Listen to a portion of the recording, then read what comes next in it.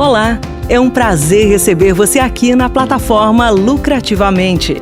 Se o seu foco é gerar grandes resultados, o seu lugar é aqui.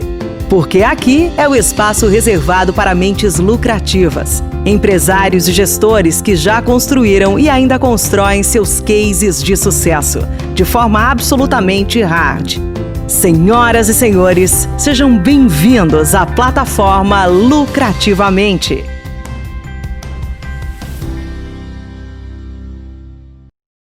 Olá, tudo bem, pessoal? Meus amigos do Lucrativamente 2020, que estão acompanhando essa plataforma que está à disposição de vocês já há 5 semanas, e nós agora indo para mais uma edição muito especial do Lucrativamente 2020, desta feita recebendo aqui o nosso amigo José Carlos Fortes. Tudo bom, José Carlos? Tudo bom, meu amigo Fred? Tranquilo? Maravilha. Bom demais. Então, como todos vocês sabem, e todos vocês já conhecem esse trabalho com essa proposta, nossa visão aqui é de reunir mentes lucrativas, porque nós realmente acreditamos que a base de tudo numa empresa e para a geração de grandes resultados é que nela tenham pessoas que tenham uma mentalidade lucrativa. E como de praxe, eu costumo receber aqui pessoas que são provas vivas disso.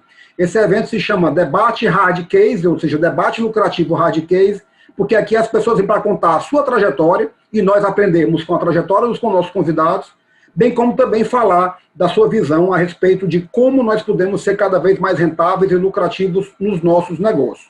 Então aqui nós estamos recebendo José Carlos Fortes, né, que é do grupo Fortes Tecnologia, tem toda uma história para nos contar. Eu mesmo, Zé Carlos, estou surpreso com algumas informações recentes que eu tive a respeito da envergadura aí do seu trabalho, não só alcance nacional, mas também de várias áreas. Mas, para começar, eu quero lhe perguntar a respeito do seguinte: você é formado em matemática, contabilidade e direito, né? Então, me explica como foram essas escolhas e, ao mesmo tempo, você pode falar aí da sua origem, que eu sei que é uma origem que vai inspirar muito a todos nós.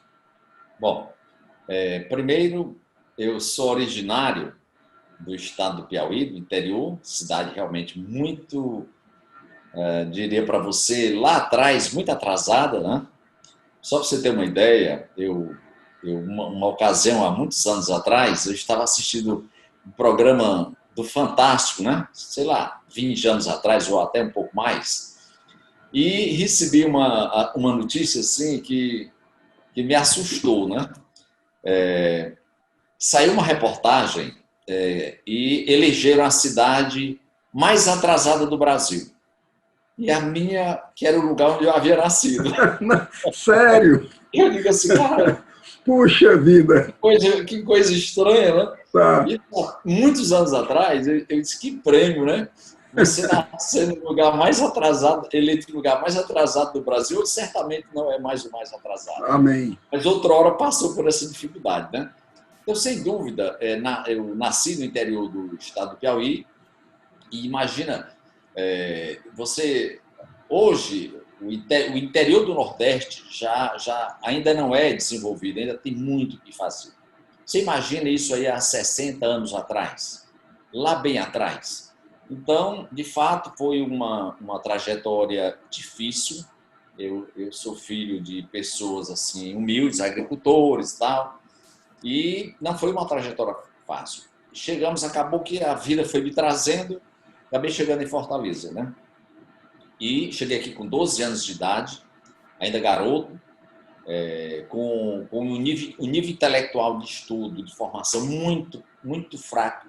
Até porque você ser de uma escola, de um grupo escolar público no interior de um estado do Nordeste, ou naquela época, de fato, um lugar muito, mas muito pouco desenvolvido, tudo isso é muito difícil. Você chega numa capital, uma educação carente, vinda de interior, de um lugar realmente muito pobre naquela ocasião, e você enfrentar toda uma realidade completamente adversa, não foi uma tarefa fácil. Sem dinheiro, sem família influente, sem as armas adequadas, né, para avançar. Então, eu passei realmente esse período da infância com uma dedicação muito grande, né, tentando sair da dificuldade através do estudo. E foi quando eu, de fato, já chegando a 16, 17 anos de idade, eu precisava arranjar um emprego, trabalhar, porque precisava realmente, era pobre e tal, não tinha recurso. Então não foi uma tarefa fácil. E aí eu resolvi como que eu arranjaria um emprego. Teria que me preparar. Bom, e aí, que tipo de estudo eu teria que me envolver para conseguir o primeiro trabalho?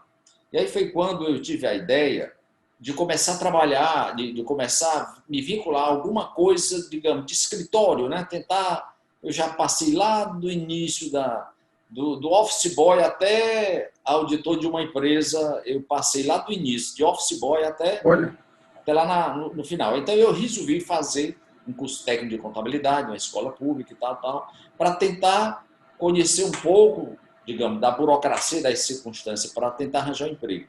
Então consegui e fiz esse curso técnico. Depois eu gostava muito, eu era muito dedicado a gostar de matemática. Eu tinha que fazer alguma coisa para me diferenciar dos demais. Então, como ninguém gosta de matemática e eu tinha uma certa afinidade, eu fui me preparar para ser melhor em matemática do que a média dos meus colegas. Eu começaria a conquistar um espaço diferente. Nessa história, comecei a fazer cursos de matemática paralelo ao meu colégio. O colégio, quando eu fui fazer a contabilidade, ele não tinha aquela formação científica para você passar no vestibular, que era um curso técnico de contabilidade, no 2º grau. E aí, quando eu terminei o colegial, no caso, o curso técnico de contabilidade, eu não estava pronto, preparado para fazer um vestibular, ser competitivo no vestibular, porque você vem com uma bagagem muito, muito pequena do ponto de vista de estudos de matérias que caem em vestibular. O curso técnico ele fica muito focado naquele dia a dia. Naturalmente. E aí, naturalmente, eu não tinha como competir. Como eu gostava de matemática, eu estudava muito fora a matemática, para complementar, eu passava a dar aulas no lugar do professor, dia de sexta-feira eu queria dar aula. Olha. Rapaz, deixa que eu fique no seu lugar. E o garoto lá, e comecei a dar uma de monitor no colégio. Não existia no colégio nenhuma. Eu comecei a ensinar meus colegas e comecei a me destacar. E aí, eu não tinha nível para fazer vestibular para engenharia, para medicina, direito, coisa. Eu disse, eu vou escolher um curso que não tenha concorrência e que eu consiga passar logo para... Aí, matemática ninguém quer. Né? Historicamente... E poucos podem. Ninguém quer e poucos podem também. Ninguém queria, né? Esse que não tem concorrência, eu consigo entrar. Eu não estava preparado. Então, tem muita história aí que não adianta eu contar agora, que vai um dia falando. São os detalhes, tem muita coisa bacana. Mas o fato é que eu fiz matemática. Sim. E já no 2º semestre da faculdade de matemática, eu já fiz um concurso para monitor. Tinha uma vaga, passei em primeiro lugar da monitoria. Aí comecei a dar aula de matemática, de cálculo, para as engenharias e tal. Daí a pouco eu avancei. Isso era na Unifor, tinha um curso de matemática naquele tempo. E eu conquistei o crédito educativo para pagar a faculdade, que eu não tinha dinheiro suficiente. Então foi uma história muito apertada, né? De muitas conquistas, Zé Carlos. Sem dúvida nenhuma, né? Eu tinha que fazer o crédito educativo para comprar livro, para poder estudar e para tentar me manter, né? E aí eu consegui entrar na faculdade, fiz a monitoria, passei no concurso e a partir daí eu comecei estudar e dar aula. Aí passei a dar aula em colégio também, em cursinho naquele tempo. E fui avançando, aí acabei a faculdade de matemática, fiz o concurso, passei e já fiquei professor do curso de engenharia na matemática e fiquei cerca de 10 anos por aí na Unifor, dando aula nas engenharias, na área de cálculo e na área de programação, de lógica de programação para os cursos de engenharia. Então, tive uma experiência enorme nesta área e me envolvi muito com tecnologia. Naquele tempo estava começando a nascer a microinformática, ajudei a montar, praticamente montei o laboratório dos primeiros computadores de laboratório da Unifor. Eu participei, eu abri as caixas, eu montei. Olha só. Com os colegas, a história é muito longa, tá? Que legal. Então, de lá eu avancei muito na área de matemática. Depois já era profissional de contabilidade, já estava trabalhando, né, na condição técnica. Fiz o curso superior também de contábeis. Depois passei uns 10 anos como professor do curso de contábeis e administração, dando aula também de introdução à informática, coisas desse tipo. e também criamos o curso de informática na Unifor. Eu fui um dos 5 professores da comissão que criamos o curso de informática lá no início do zero, montamos a grade curricular, estruturamos, passei a ser professor também do curso de informática da Unifor, como membro criador, e de lá passei cerca de uns 10 anos dando aula no curso com esse ambiente de tecnologia, e depois fiquei no curso de contábeis e nos últimos 10, 12 anos fiquei como professor do curso de Direito. Então, da Unifor eu saí do primeiro nível de professor e saí como professor titular do curso de Direito da Unifor. Então, passei por todo esse ciclo de dar aula nas engenharias, na contabilidade, na administração, nos cursos de Direito, enfim, e as mais variadas disciplinas. As mais variadas. Na área de matemática, na área de contabilidade, na área de direito, a gente permeou por diversas disciplinas. Então, me deu uma maturidade enorme. Imagino. Paralelamente, nessa área, nesse período, desses 30 anos, eu fiz o concurso na UES, passei também para lá e fiquei 25 anos professor da UES, paralelamente na Unifor e UES. Então, adquiri muita experiência, muita maturidade no meio acadêmico. Muito bom. Muita gente, milhares de alunos, colegas professores. Então, me deu uma maturidade muito bacana neste meio. E uma coisa curiosa, Fred, que me ajudou muito, é porque eu, além de professor, eu, paralelamente, comecei um escritório de contabilidade. Sim, que eu soube, então, que foi com 16 metros quadrados, né, em 87. Exato. Então, eu já naquela ocasião, contador de uma empresa, já não era mais office boy, obviamente, já era professor da universidade, sim, já era contador da empresa, já depois me converti lá como auditor geral da empresa e, paralelamente, eu montei um escritório e fiquei fazendo esse trabalho, escritório, empresa e a universidade.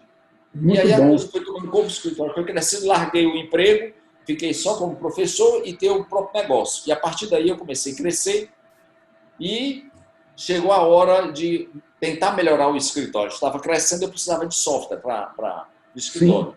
Então, eu convidei alunos meus lá do curso de informática e começamos a montar um software para fazer a contabilidade do meu próprio escritório. Entendeu? Que legal, que legal. Essa história toda foi muito bacana. Conheci muita gente boa, sempre fui muito assim ligado ao meio acadêmico de alunos, sempre fui assim, o sangue do magistério é muito presente na minha história toda. Entende? Eu teria aqui uma pergunta bem dentro do que você colocou. A melhor maneira de aprender, José Carlos, é ensinando? Rapaz, eu diria para você que a melhor maneira de aprender é fazendo. E se você uma vez fez e ensina, aí vai sedimentando, não tem dúvida.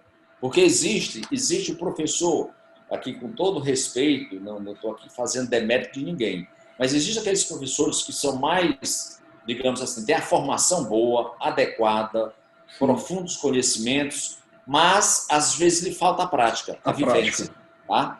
E aí você pode ser um exímio professor, dá aula maravilhosa, ensina maravilhosamente bem. Isso é muito bacana. Mas se você conseguir fazer isso com conhecimento de causa, aquilo que você ensina e aquilo que você faz, aí muda tudo, tá? Muda tudo.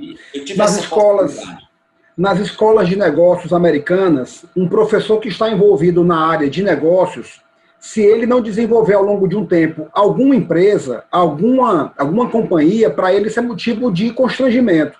Aqui no Brasil parece que é proibido. O professor se transformar realmente num empreendedor.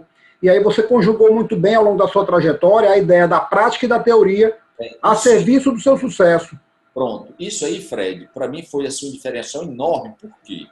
Inclusive, eu recebi convite para fazer mestrado fora na época em matemática.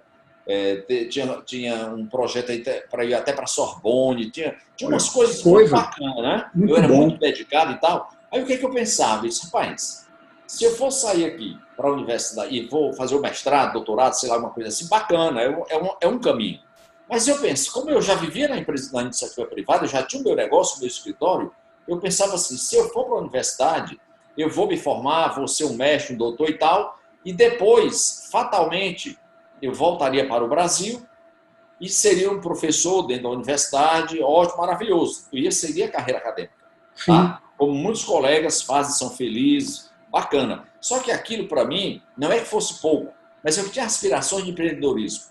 Eu preferia assim, não. Eu prefiro não afunilar demais na titulação para voltar e ser um grande, extraordinário professor, eu preferia ficar como eu já estava dentro do magistério superior.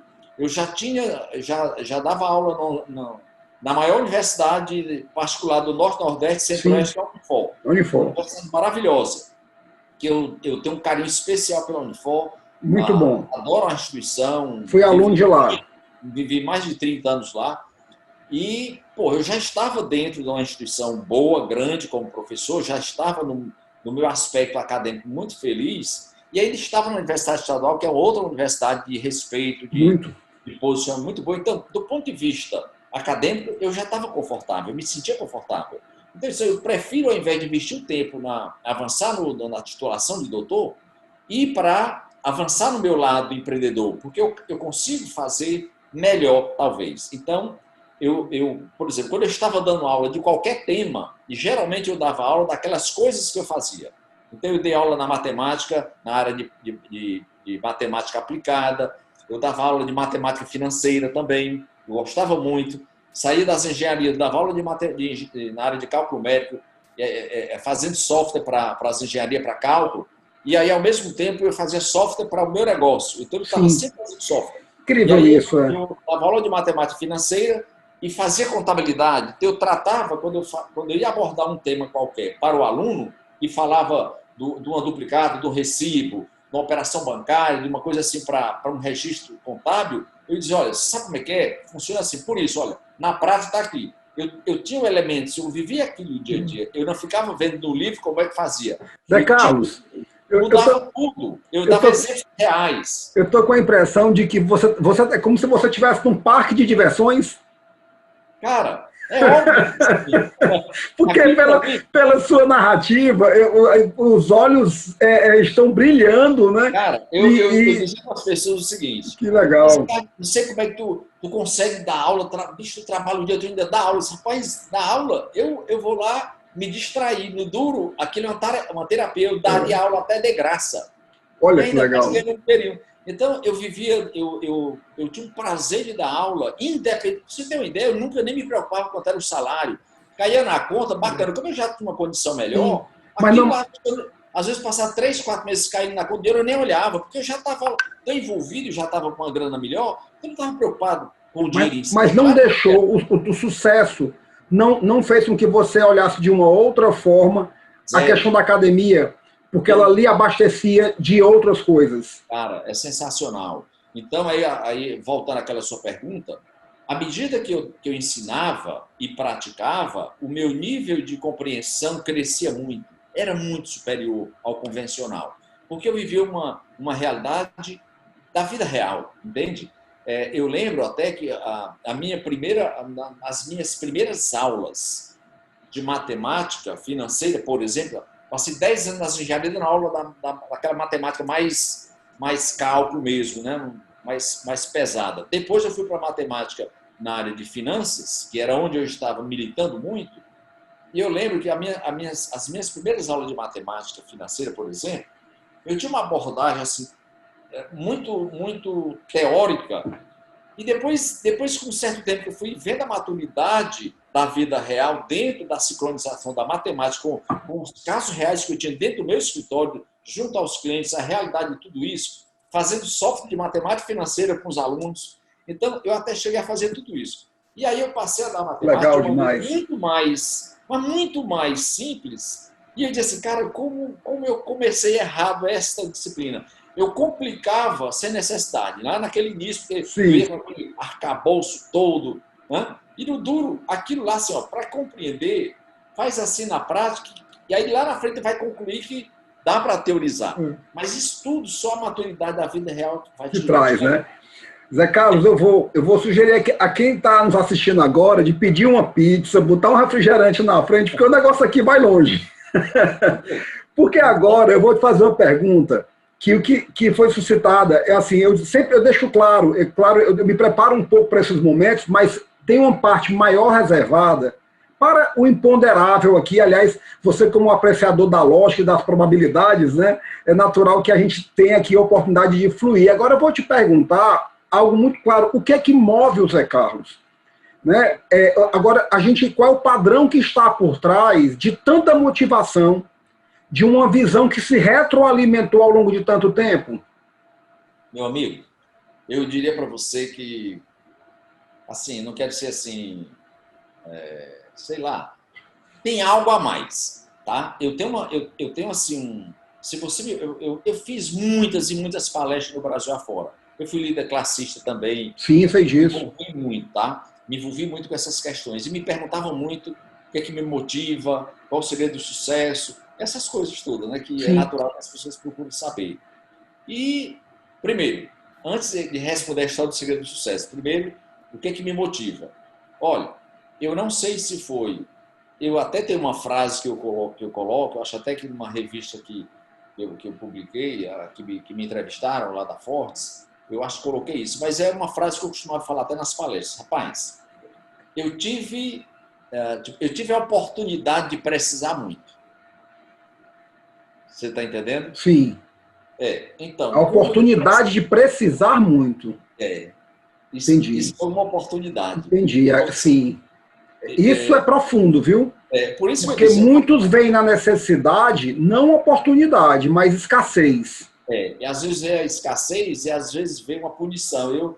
Eu disse, cara, como eu tive a oportunidade de precisar muito, eu tive que me virar. Eu tive que dar um jeito, tá? Porque quando você tem tudo mais fácil, é da natureza humana, me parece, a lei do menor esforço, né? Uma certa comodidade. E quando você tem que fazer, quando você não tem e tem que ter para dar, como dizia a música do Djavan, né? Sim. Quando você não tem e tem que ter para dar, cara, você tem que, como dizia a minha mulher, você extrair o leite de pedras. Então, legal. Existem situações que daria um dia de conversa aqui, que eu posso depois alinhar contigo, mas tem muita coisa, cara, que só Deus. Mas só eu com acho que tem uma coisa divina me ajudando. Que maravilha, tá? Que maravilha. Com certeza tem um Espírito Santo, Deus, um protetor, algo, porque tudo é muito difícil e no final dá certo, entendeu? Entendo, então, que legal. Essa energia, por exemplo, eu não vou dizer nunca, é uma palavra forte, mas eu não costumo me dar por vencido em nada. Você está entendendo? Não é que eu seja teimoso, mas assim, cara, se você disser que isso aqui é ruim, isso aqui, tá bom, é ruim, mas vamos ver o que é bom daqui. Nada presta, nada. Mas tudo é ruim? Tudo é ruim. Então, se tudo é ruim, já tem uma coisa boa, que é lhe mostrar o que você não deve fazer. Entendeu? É verdade. Claro. Assim, tudo é uma questão de posicionamento. É aquela história do copo meio cheio e meio vazio. Meu amigo, eu sempre vou ver um pouco mais cheio. Eu sempre vejo o lado bom. Então, isso para mim é muito forte. Uma coisa, por exemplo, o que me motiva? Cara, me motiva, assim, todo desafio para mim é motivante. Enquanto mais eu sinto a necessidade, parece que vem uma energia a mais que me faz... Eu gosto de desafio, entendeu? A verdade é essa. Muito bom. Os desafios, por exemplo, eu crio uma coisa nova e meu amigo sai assim é uma mistura de empolgação com entusiasmo, entendeu? Mas assim, é uma vontade de construir bem, e outra coisa, de fazer bem feito. Eu gosto de fazer, assim, não vou dizer com perfeccionismo, mas eu gosto de fazer as coisas bem feitas. Acho que a cultura de excelência, né? Eu gosto de fazer bem feito. Então, me incomoda muito a incoerência, entendeu? Isso realmente me tortura. Então, eu gosto das coisas bem feitas. E geralmente eu faço, o Fred, eu não quero ser aqui hipócrita, mas, cara, de verdade, eu nunca fiz nada por dinheiro. De verdade, eu faço o que eu gosto, das coisas que eu faço. Tanto é que eu tive, talvez eu já tenha perdido mais dinheiro do que eu já ganhei com os meus negócios, tá? Com as coisas que eu crio. Talvez, é claro que eu ganhei mais, né? Mas assim... os tropeços ninguém enxerga, né? Eu já perdi muito. Mas essas coisas, quando eu faço acreditando. E se der certo, ótimo. E eu costumo dizer que ganhar dinheiro é como fazer um gol. É consequência de uma boa jogada. De uma boa jogada. Ou de um momento oportuno, tá? Sim. E o resto não tem erro. É trabalhar, ser correto, procurar fazer com ética, com coerência, muita aquela ideia de, cara, a empatia. Se coloca no lugar do outro, se coloca no lugar do cliente, se coloca no lugar do concorrente, se coloca... Então, se você fizer... Eu tenho até uma frase que eu cunhei, duas frases aparentemente óbvias, mas que eu acho bacana, né? Que assim, é muito difícil dar certo você fazendo errado. Como é muito difícil dar errado você fazendo certo. É claro que dá aqui e ali, mas, cara, faça o certo. Faça o que tem que ser feito, que vai dar certo. Mais cedo ou mais tarde. Então, esse é o lado que me motiva. Eu gosto de desafio e gosto de criar, gosto de inventar, de fazer coisas e de fazer bem feita. A segunda pergunta, assim, o pessoal fazia, qual é o segredo do sucesso? Que tem a ver com a primeira. Ok. Aí, nas palestras é muito comum, sobretudo em pessoal que se forma, né? Eu recebi alguns convites para dar aula da saudade, né? Aquelas palestras finais e tal. Perfeito. E também recebia convite para abertura de turmas, e muita gente, que eu lamentavelmente acabava não podendo responder, recebia muitos e-mails. O que é que eu me formei, o que é que eu devo fazer agora? Você acha que eu devo fazer um mestrado? Eu faço isso, faço aquilo. Na área, obviamente, que eu atuo, né? Sobretudo na área contábil, que eu produzo tecnologia para contadores, para escritórios contábeis, para gestão empresarial. Então, o pessoal da área de contabilidade, tributos, finanças, direito, às vezes me procura. Cara, eu fiz assim, agora, na tua opinião, eu quero fazer o quê? Aí eu não sou mentor de profissão, nunca fui focado nessas questões, mas me procurava muito. Aí, muito bem. Nas palestras, era muito comum dizer assim, Zé Carlos, às vezes chegava um grupo de professores e outros, e às vezes aquilo até me constrangia, sabe, Fred? Porque eu tenho uma certa dificuldade de ser assim, de ser um objeto lá exposto. Isso me constrange um pouco. Sim. Eu até diria que é timidez, sei lá, eu sempre fui um ultra mega tímido. Agora, a vida foi me obrigando a me mexer. Okay. E virei um professor, palestrante e tal, mas ainda hoje eu tenho timidez. Não gosto de exposição, de sair em muitos lugares, eu evito muito. Muito bem. Então, eu perguntava, qual é o segredo do sucesso? Rapaz, era muito curioso. Daí eu olhava assim, para responder uma pergunta dessa é complicado. Primeiro, o que é sucesso?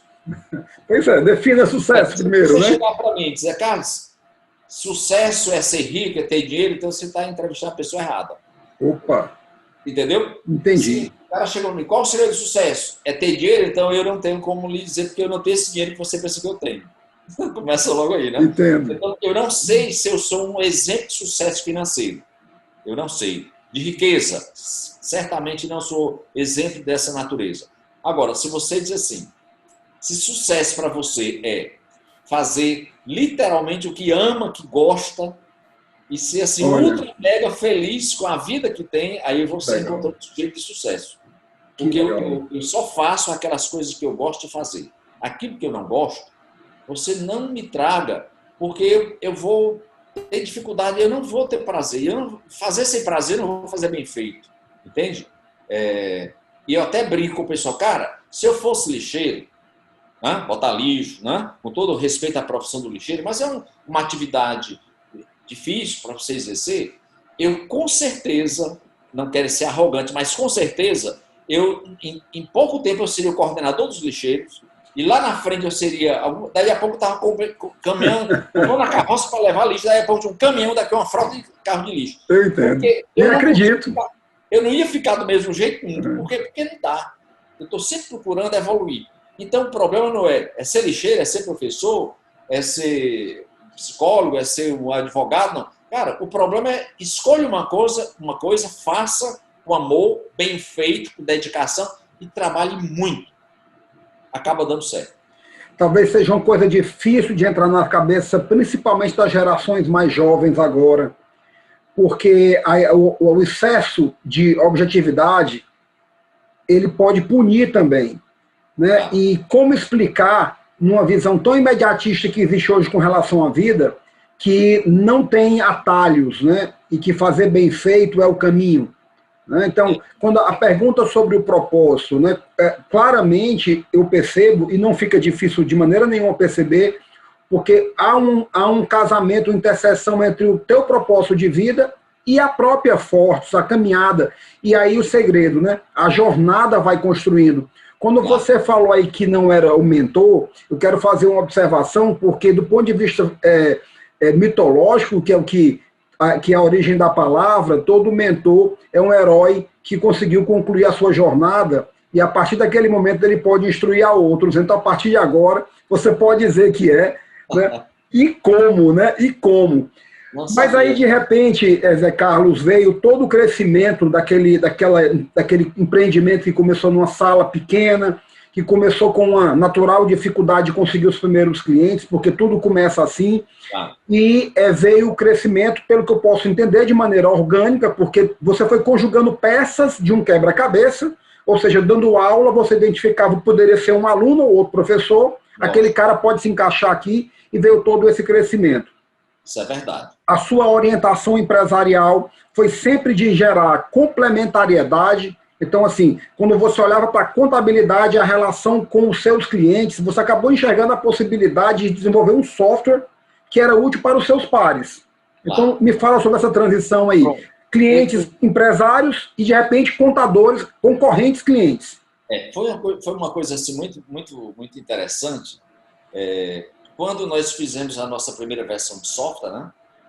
De fato era uma salinha muito pequena, e aí, como foi que nós começamos? Esses meus 2 alunos também já estavam tentando desenhar algum software, mas era um software, digamos, naquele tempo para locação de filhos, e aquelas locadoras de vídeos naquele tempo, né? Bem tradicionais. Eles eram 2 garotos de 20 anos. Pra você ter uma ideia, quando a gente criou a empresa, naquele tempo a maioridade civil era 21 anos. E eles tiveram que ter a autorização dos pais para poder assinar um documento, que era tudo garoto. Nossa, né? Pois bem, e aí, o que acontece? Eles eram alunos, pessoas assim, eu tive sempre cuidado de procurar pessoas que tivessem uma certa afinidade de caráter, né, de comportamento, né, da gente, né, assim, para não se vincular com pessoas que realmente pensam muito diferente. E aí, fizemos a primeira versão. Quando nós estávamos usando o sistema, aí eu pensei, naquele tempo existia assim, a ideia de processamento de dados. Como é que era processamento? Existia um software lá para o Banco do Sul que você trazia, fazia uma planilha para fazer os lançamentos de contabilidade, botava lá o código do débito, do crédito, tal, e aí mandava para o cara do processamento digitar e tudo mais. Aí digitava e depois me mandava os relatórios. Eu disse, cara, vamos começar a fazer isso também, a gente já tem um software, vamos pegar colegas que têm escritório de contabilidade. Eu tinha o meu escritório e esses meus 2 ex-alunos, vamos fazer uma empresa. Aí criamos a empresa para começar a fazer o software e a empresa nasceu assim. Eu entrei com uma impressora, capital da empresa. Caramba. Uma impressora RIMA 180. Matricial. Uma impressora e eles 2, matricial, exatamente. Comprado na Siscomp, lá do meu Irã Ribeiro. Irã Ribeiro, presidente da CDL, né? Irã, eu comprei a impressora na Siscomp, entendeu? Era lá, sei lá, 30 anos atrás, né? Isso mesmo. E aí, eu entrei com essa impressora, o capital. E eles 2, juntos, tinham comprado um computador, Itautec, 4.77 MHz. Um XTzinho lá do início, né? Então, eles 2 eram dono desse computador e eu a impressora. O Brasil mal tinha quebrado ali a lei de informática, né? A lei de proteção, né? Olha aí. Nós juntamos, eu aí aluguei outra salinha, essa ainda era menor, a colada era de 9 metros, era menorzinha do que a de 16. Né? Nossa. Então essa começou, a empresa de software começou na sala de 9 metros, eles 2 e eu. Então o que era?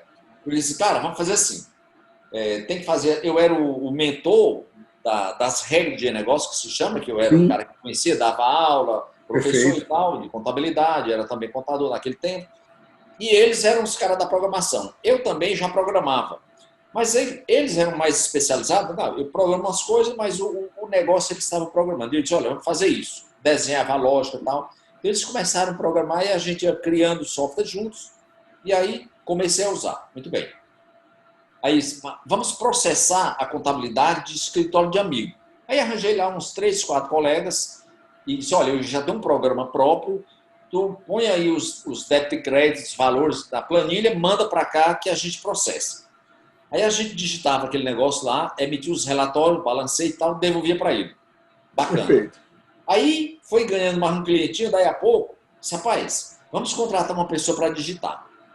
Aí contratei um funcionário lá, aí ele ia digitar as planilhas. Só que ele errava muito, digitava errado, quando tirava os relatórios, batia lá, voltava, Nada feito. bagunça. Aí, rapaz, esse sujeito erra demais esse negócio.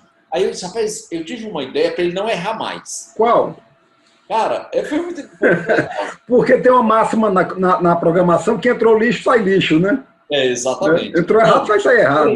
O camarada vai digitar 56, às vezes rápido ele bota 56, 65. Pronto. Né? E aí, como foi que você resolveu essa daí? É comum essas coisas, a pessoa inverter, né?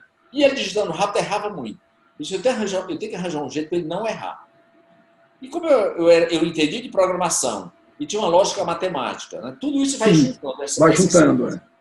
Aí um dia eu estava indo almoçar em casa, aí parei, assim, no sinal, parei o carro assim, fiquei pensando, cara, eu tive uma ideia aqui que eu acho que esse sujeito nunca mais vai digitar número errado. Basta eu arranjar números que não consiga inverter e que não seja próximo do outro. Aí eu digo assim, peraí, quando ele for digitar esse negócio aqui, eu vou associar a essa conta contábil um número. E este número é desta conta. A outra conta seria o número seguinte, só que não é o número 4, 5, 6, 7, porque o teclado é muito próximo do outro, depois ele está errado. Eu tenho que arranjar uma maneira de um número na sequência não ser próximo nem conseguir. E aí eu juntei, tive a ideia, aí cheguei para o meu sócio, cara, tive uma ideia que vai revolucionar. A prova de dislexos. Eu disse, olha, e outra coisa, eu tive uma ideia que além de fazer isso, na hora que ele, ao invés de ele estar debitando, creditando, botando histórico, botando complemento e tal, ele basta botar um código e o valor já está tudo feito. E aí ele disse, rapaz, tá ficando doido esse cara, sente aqui, vai dar certo. Aí foi onde nós criamos o conceito que a gente chama ainda hoje de código de ocorrência, que nada mais é do que o lançamento contábil automático que hoje está comum, todo mundo hoje tem. Que legal. A gente criou. E aí, com isso, melhorou muito a produtividade, tá? Porque você só digitava um código e associava a operação, que era aquele lançamento, debitava aquele. Tal. O fato é que nós escrevemos essa inteligência e deu certo. Bombou. Que legal, olha aí. Só que chegou uma hora, Fred, que eu disse, rapaz, esse negócio de ficar processando dá muito trabalho. Vamos fazer diferente. A gente pega o software e bota lá no escritório do colega e cobra uma mensalidade e ele mesmo faz. Por que eu vou ter que ficar fazendo isso aqui? O tempo todo focando na eficiência. Cara, e aí foi assim, tanto é que a Fortes foi a pioneira no Brasil no modelo de negócio de locação de software, que hoje a gente chama de assinatura, né? Sim. Nós fomos, o que é que o pessoal fazia? Aí começaram a surgir as empresas de software lá no Sul-Sudeste, eles vendiam um sistema para o contador. E eu dizia assim, não, cara, não vamos vender. Recorrência. Vamos o nosso. Aí eles ganhavam. Se eu vender, já bota uma boa grana no bolso, legal. E aí, uma manutençãozinha, ele disse, cara, mas se a gente não vender e fizer uma alocação e a gente arranjar uma quantidade grande de clientes, mais gente vai poder ver e pouca gente comprar. Esse é o conceito agora de LTV, das startups, mas está em velo. A Microsoft, todo mundo faz isso. O mundo todo vive... É recorrência, tudo é recorrência. É o sonho. É o sonho. Mas aquela recorrência, eu criei há 30 anos atrás. Que legal. Eu não estava sabendo que estava criando um negócio que ia bombar, né? Aí agora também tinha um detalhe. Aí por que eu consegui criar? Sim. Por quê? Como eu já era professor, já tinha meu escritório, eu já tinha uma vida financeira razoável. Já não dependia de ganhar dinheiro daquilo lá. Os meninos, que eram os 2 sócios, eles precisavam, eram estudantes ainda. Sim. Então, aí eles disse, cara, assim, vocês ficam ganhando uma graninha aí, um prolaborzinho, que era meio salário mínimo, cada um ganhava por mês. É para tu ver aí como o negócio era bem incipiente. Né? Vocês continuam tirando aí, eu vou ficar aqui uns 2 anos, não precisa eu receber enquanto... Puxa vida. E aí eu fui colocando nos contadores aqui, outra ali, daí a pouco foi...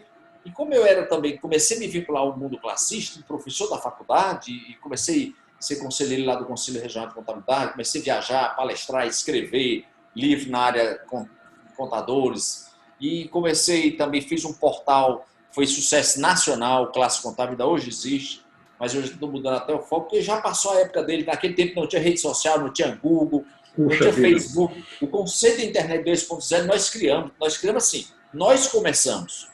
Porque o site era institucional, era uma página. Nós criamos o conceito de consultoria, o cara entrava, se cadastrava como consultor. Interação. Gera interação. Eu fiz isso há 25 anos atrás. Puxa. Não existia nada disso.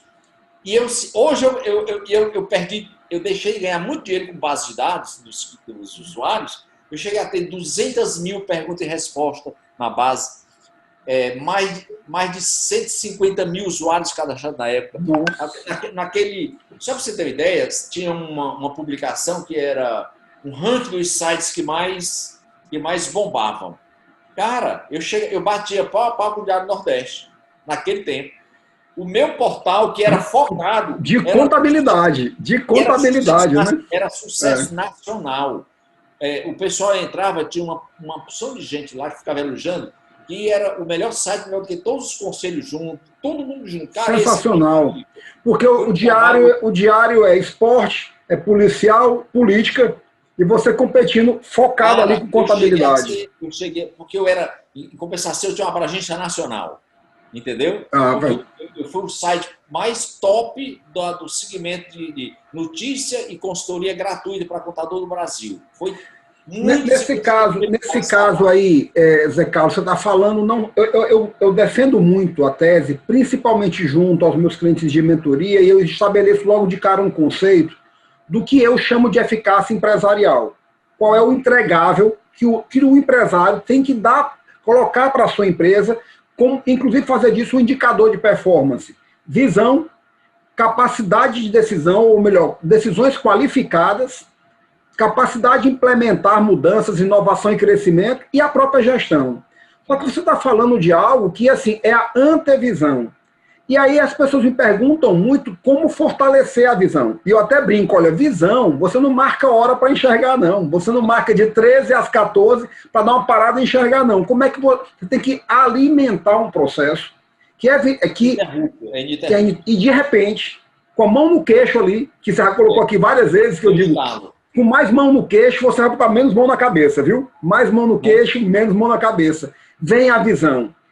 Para você, que teve tantas antevisões, né? Da onde veio? Qual é o insumo que gera esse mecanismo? Pronto. Sabe uma coisa que eu percebi também ao longo desse tempo?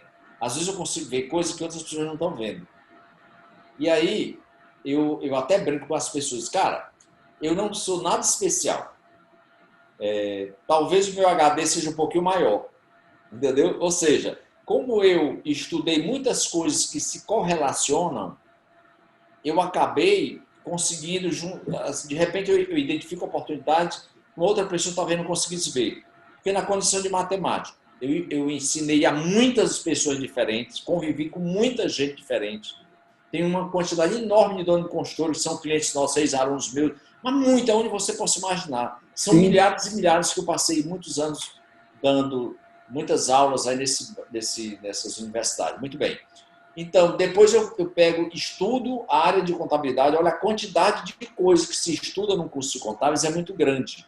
E passei mais de 10 anos dando aula de tudo isso. E nesse período, convivendo com empresários, com executivos, dando curso. Depois, mais no direito.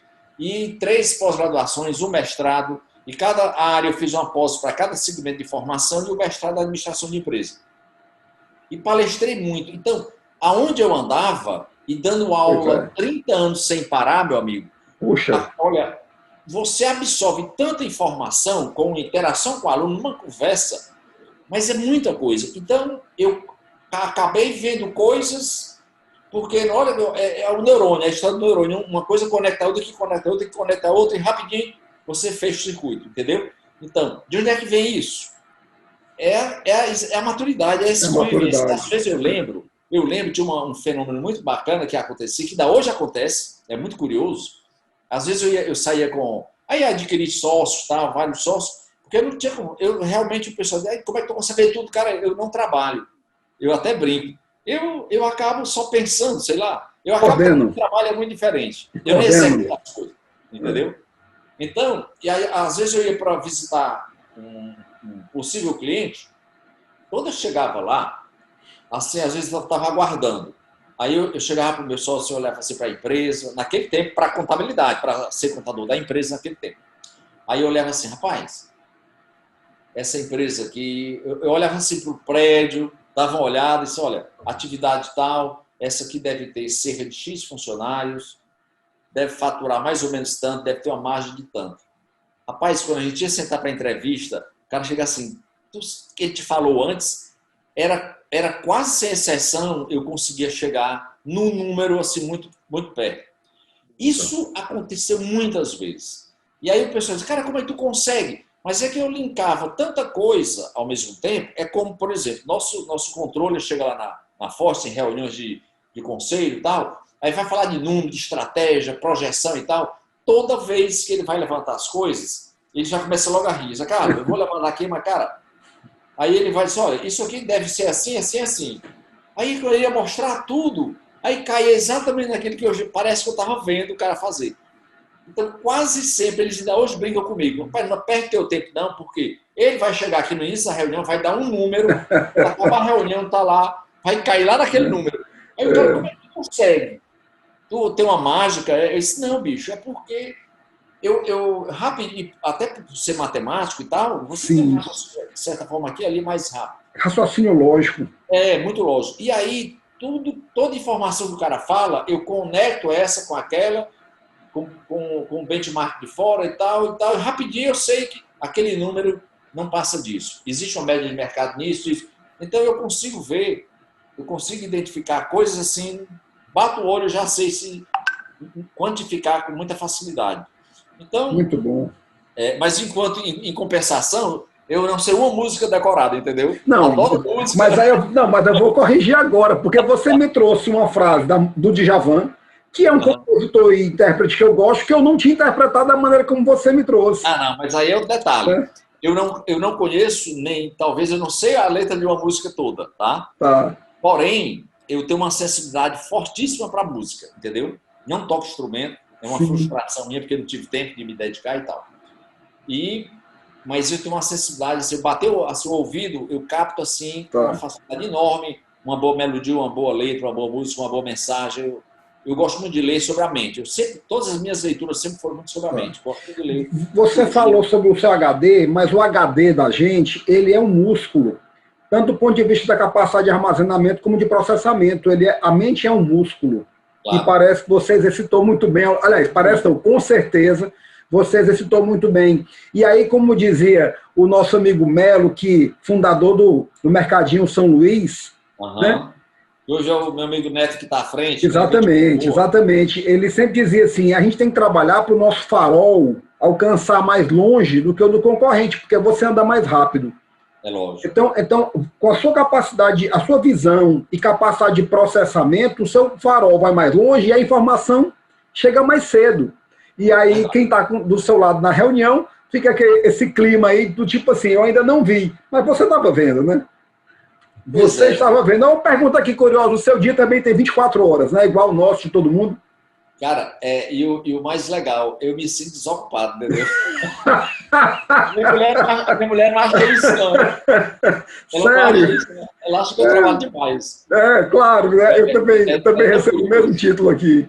É tão engraçado esse negócio, né? Às vezes quando eu me aposentei das universidades, agora uns 3, 4, 5 anos atrás, ela chegou assim, meu Deus, agora eu já sei, vai piorar. No lugar de ter mais tempo, não deu outra, né? Eu acabo inventando coisas, já estou com startup, já estou criando mais coisas. Assim, eu sou muito irrequieto, eu estou sempre querendo, eu não me conformo ficar no estado que eu me encontro, eu tenho que inventar alguma coisa. Eu aprendi com o Lima Matos, que foi nosso secretário da Fazenda, portanto você conhece bastante aí, né? Que se você quer uma coisa para alguém fazer bem feito e rápido, dê para alguém ocupado fazer. Isso é verdade. Né? Porque os ocupados conseguem se organizar melhor, se estruturar melhor em torno das tarefas. Carlos, eu vou fazer uma coisa muito curiosa e inédita nessa plataforma, tá? Você vai me entender agora. Pessoal, eu vou encerrar aqui a primeira parte e nós vamos entrar numa segunda parte desse conteúdo, ok? Porque eu me surpreendi muito aqui com o tempo. E agora eu vou fazer uma pergunta para o José Carlos, e para vocês assistirem, vocês vão ter que entrar agora em outro conteúdo, porque a pergunta é,